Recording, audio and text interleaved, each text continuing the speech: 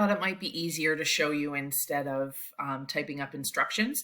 So when we go through Unit 3, Activity 2, Healthy Relationships, because you were saying that there's somewhere in here that you missed an assignment. So long story short, there was a couple of think throughs, and then you submitted healthy versus unhealthy. Just quickly going to the grades, I'm going to show you that that was not for marks. So when we go through, I don't know if it'll show up down here, Unit 3, didn't have it there. It was simply for comments.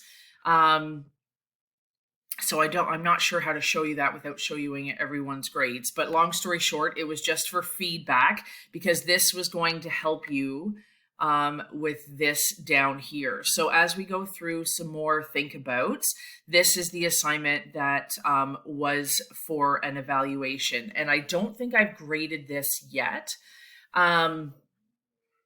So domestic abuse, and I'll have to go through and just make sure that I've erased the grade item out of that healthy and unhealthy.